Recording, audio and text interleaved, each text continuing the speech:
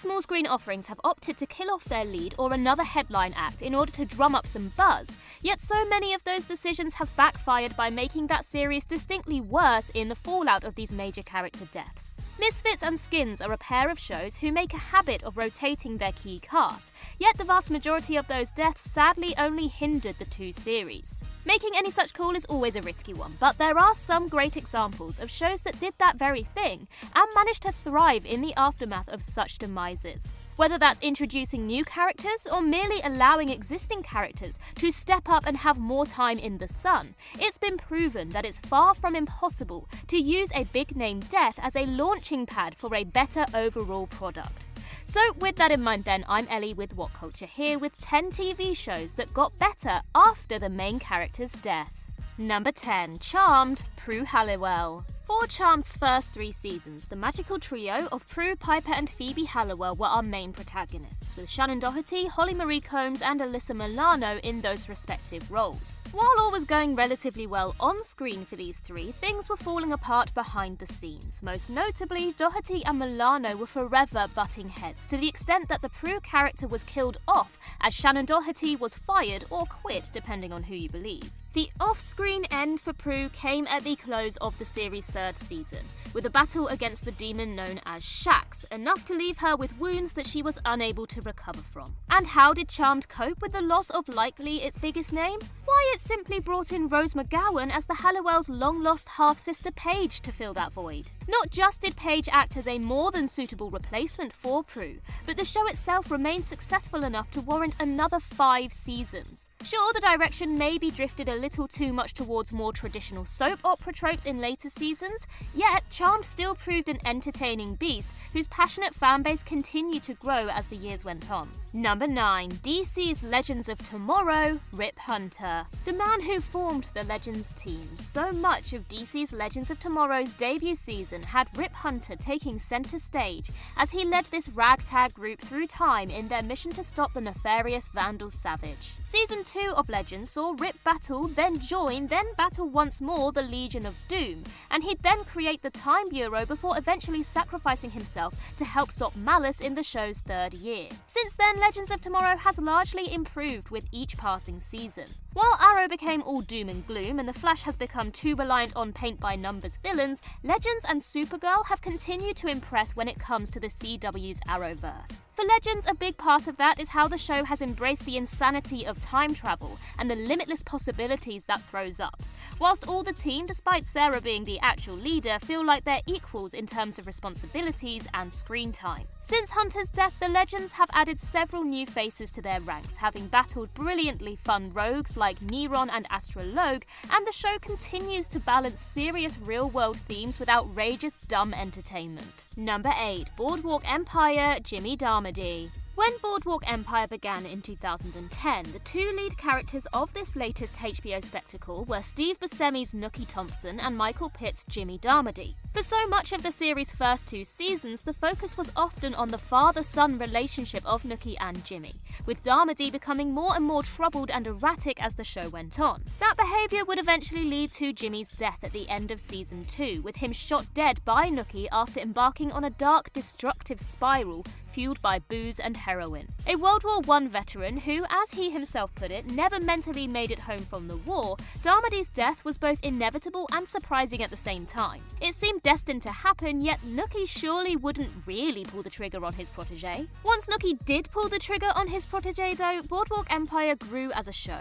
With Jimmy out of the picture, other characters were afforded more time in the spotlight. Likewise, the series' 3rd season also introduced some fantastic new faces, with Bobby Cannavale's Gyp Rossetti a particular standout addition to butt heads with Nookie. Number 7. Homeland, Nicholas Brody. During its first few seasons, Homeland was Brody and Carrie. A presumed dead Marine, Damian Lewis's Sergeant Nicholas Brody had made his heroic return home as Homeland started. Skeptical of Brody and his story of being held captive by terrorists, we had Claire Danes' Carrie Matheson, and with tensions often high between the two, it didn't take long for a will they, won't they romance to emerge between these 2 lead characters. Following plenty of twists, turns, fallouts and makeups, the story of Brody came to a tragic end in season 3, as he was hanged in Iran as a watching crowd cheered for his death.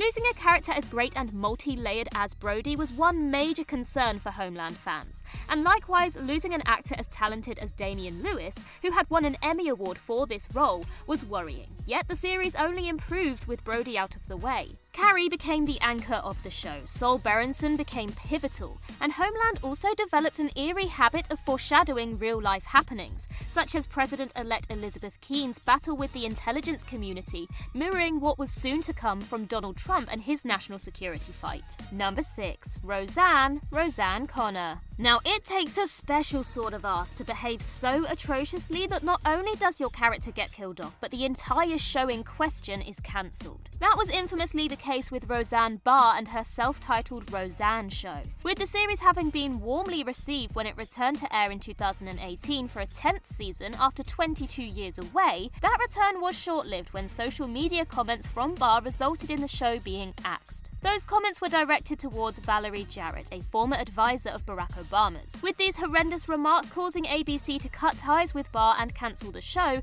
the only silver lining is that Roseanne lived on and absolutely thrived without its eponymous star. While Roseanne itself was cancelled, the rest of the show's characters were able to continue on in a spin-off effort, the Connors. Killing off the Connor clan's matriarch and revealing her to have had a long-standing secret drug problem, the series initially found Dan and the rest of the family grieving their loss, and the Connors and its 4 seasons to date have flourished when the series' characters moved on from Roseanne, to the point that the most recent episode as of this recording even had Dan remarry. Number 5. Teen Wolf Allison Argent. The 3rd season death of Crystal Reed's Allison Argent is viewed as the most shocking of Teen Wolf's many demises. Across those 3 years, Allison had cemented herself as likely the most popular character on the show amongst fans. Starting life as a rather generic teenager, Reed's Allison grew into a total badass who was just as handy with a bow and arrow as any one of Green Arrow, Hawkeye, Katniss Everdeen, or Robin Hood. Unfortunately for Allison, her fate was sealed once she was stabbed with an Oni sword in the Insatiable episode. Going into that episode, fans had been told to expect a notable death, yet few could have predicted such a hugely popular character would be the one to bite the bullet. While Teen Wolf experienced an Allison-shaped hole in the aftermath of this, the MTV series would have its best days still to come, with the next 3 seasons viewed by many as being superior to its 3 predecessors. Of course, that matter is subjective, but the point here is that Teen Wolf was still able to carry on and deliver the goods even after killing off its female lead. Number 4. Grey's Anatomy, Dr. George O'Malley. Now, while Ellen Pompeo's Meredith Grey is clearly the main character of Grey's Anatomy, the early goings-on of this ABC show was very much an ensemble, as Grey and her fellow interns got to grips with the day-to-day life of a surgeon. For TR Night's George O'Malley, he was one of the 4 interns who started alongside Meredith, and he was a major part of the series' formative years. So when George brutally died, it was a genuine gut punch. Admittedly, George had been underutilized in season 5, but the handling of his death stands as one of the most impactful moments in Grey's Anatomy history. By this point, specializing in trauma surgery, O'Malley decided he wanted to join the military. As his colleagues planned to talk him out of this career change, they find themselves dealing with a disfigured John Doe case, where a man was flattened by a bus as they saved someone else from being run over. That man, of course, would ultimately be George O'Malley. The death of George made Grey's Anatomy more compelling due to the initial shock and subsequent fallout of this demise. Of course, as well, George O'Malley is just one of many in the long list of main characters who kick the bucket in Grey's Anatomy in the subsequent seasons. Number 3. The Walking Dead, Rick Grimes. Okay, sure. Rick Grimes hasn't been killed off in The Walking Dead, but it's hard to argue that the exit of Andrew Lincoln's character hasn't coincided with an upturn in quality for AMC's previously sagging show. In his absence, the main The Walking Dead show has spun its fortunes around and become a whole lot more fun. Rick Grimes is a modern-day great TV character, but he'd realistically done all that he could in The Walking Dead. At best, audiences needed a break from Rick. At worst, the character needed permanently removing. This is someone who had been front and center for 120 episodes by the time he was airlifted to wherever in season 9's What Comes After. We'd had determined Rick, we'd had angry Rick, we'd had sad Rick, we'd had crazy Rick, complete with marvelous beard,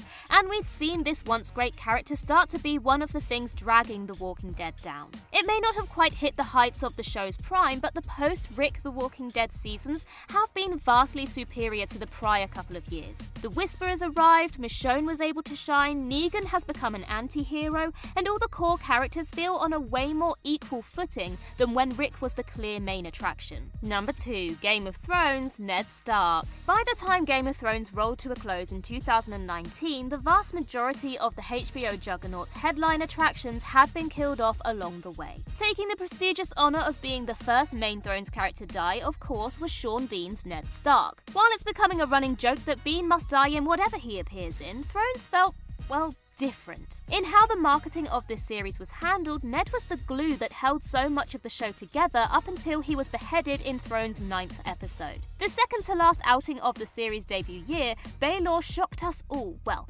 bar those who'd read George R.R. Martin's source material, by killing off the person who was absolutely positioned as the show's lead figure. Some may not have been happy with how Game of Thrones concluded, but there's no doubt the series went from strength to strength in the aftermath of Ned's death, becoming one of the most must-see TV shows of all time. The beheading of Ned Stark not only helped to push so much of the future narrative of Thrones, especially in how his children all grow, but it hammered home to audiences that all bets were off when it came to this burgeoning behemoth of a show. Number 1. Bates Motel, Norma Bates. With Bates Motel, it's not that the show was bad before the death of Norma Bates, but more that Norma's demise took the series to another level of quality for its final season. In many people's opinion, Bates Motel is the greatest TV series of the past decade, and is a show that immediately set the bar high with just how damn good it was, before then maintaining a ridiculous level of high quality across its 5-season run. The death of Vera Farmiga's Norma happens in the penultimate episode of Bates Motel's penultimate season, with the cause of death being carbon monoxide poisoning. Of course, this was part of a bungled murder-suicide plan of Freddie Highmore's Norman. Why was said plan bungled? Well, that's because Norman himself wound up being unsuccessful with his attempt to take his own life. As a result of this, the rest of the Bates Motel sees Highmore's character's descent into madness amped up to 11. By the time Bates Motel jumps forward 2 years for its final season, we have a Norman who is happy to kill, who is fully in the midst of being mother, and who has his Mars frozen corpse hidden in the basement.